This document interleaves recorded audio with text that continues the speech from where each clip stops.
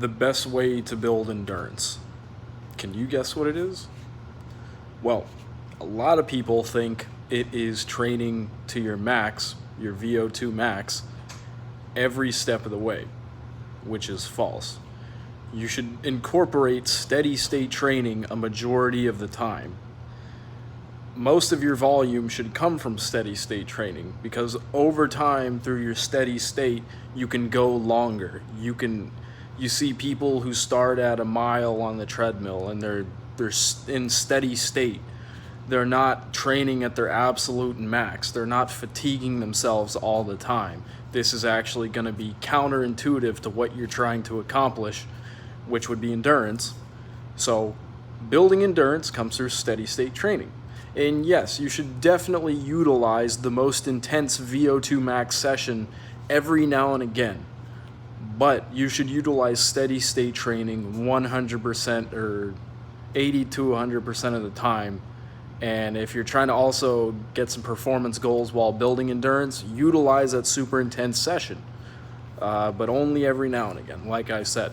So you can also build endurance really well through doing steady state and then going all out for as long as you can go until you get to your peak, almost to your peak fatigue, and then you go back into steady state. So you say you're jogging, and then when you feel like it, you start sprinting as hard as you can, but right before you fatigue and get too tired, you go back into your steady state where you start jogging again.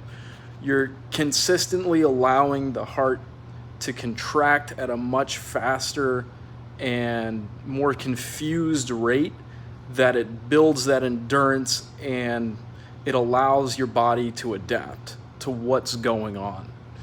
Your body's all about adaptability and survival. It's not about looking a certain way. You know, hypertrophy training is for this, building muscle, but essentially it's easier to keep your endurance and your aerobics up than it is for muscle building, because you can lose your muscle at 1/2 the rate in which you gained it.